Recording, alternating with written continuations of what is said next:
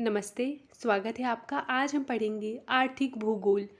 आर्थिक भूगोल पृथ्वी तल पर मानव की आर्थिक क्रियाओं की क्षेत्रीय भिन्नताओं, उनकी विशेषताओं, उनके स्थानिक वितरणों अर्थात उनकी अवस्थितियों तथा उनके संबंधों का अध्ययन है।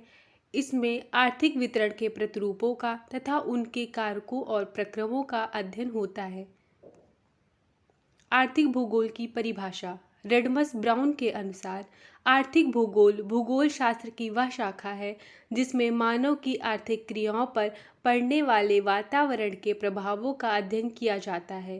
ग्रेगोर के अनुसार आर्थिक भूगोल में हम इस बात का अध्ययन करते हैं कि मानव अपनी प्राकृतिक परिस्थितियों की भिन्नता के साथ विभिन्न स्थानों पर किस प्रकार संतुलन करता है। बुकानन के अनुसार इसमें मानव के आर्थिक प्रयत्नों का उसके निवास स्थान के संबंध में अध्ययन करते हैं। आर्थिक भूगोल मानव की आवश्यकता पूर्ति से संबंधित प्रथाओं के लिए प्राकृतिक एवं सांस्कृतिक वातावरण के पक्षों के साथ किए गए संघर्षों के फलस्वरूप बने भौगोलिक दृश्यों का अध्ययन है जो मानव प्रगति एवं सुविधा के लिए किया जाता है। आर्थिक भूगोल का अध्ययन क्षेत्र। आर्थिक भूगोल के अध्ययन क्षेत्र में पृथ्वी तल पर भौतिक वातावरण तथा सांस्कृतिक वातावरण की पृष्ठभूमि में मानव की आर्थिक क्रियाओं के वितरणों तथा उनके आर्थिक क्रियाओं के विभिन्न प्रतिरूपों की क्षेत्रीय भिन्नताओं पर प्रभाव डालने वाले कारकों और प्रक्रमों का अध्ययन सम्मिलित है। आर्थिक भूगोल मानव के आर्थिक कार्यों में पृथ्वी पर एक स्थान से दूसरे स्थान पर मिलने वाली भिन्नताओं का अध्ययन करता है। भोजन, वस्त्र तथा मकान मनुष्य की 3 आधारभूत आवश्यकताएं हैं।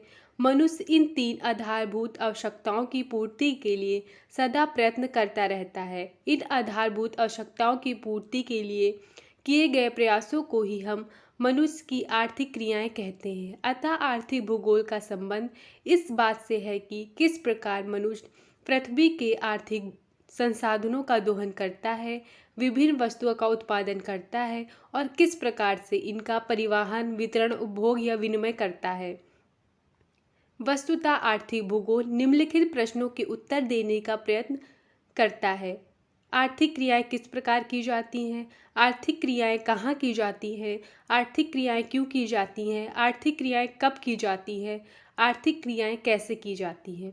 इन प्रश्नों के विश्लेषणात्मक उत्तर देना ही आर्थिक भूगोल का मुख्य ध्येय है। आर्थिक भूगोल का विषय क्षेत्र उतना ही व्यापक है जितना मनुष्य की आर्थिक क्रियाओं का विस्तार।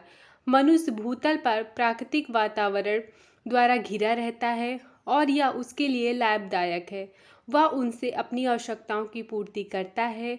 आर्थिक क्रियाओं में मनुष्य के व्यवसाय, कृषि करना, पशुपालन, मत्स्य पालन करना, शिकार करना, लकड़ी काटना आदि ये सब प्राकृतिक वातावरण पर निर्भर करते हैं। Thank you.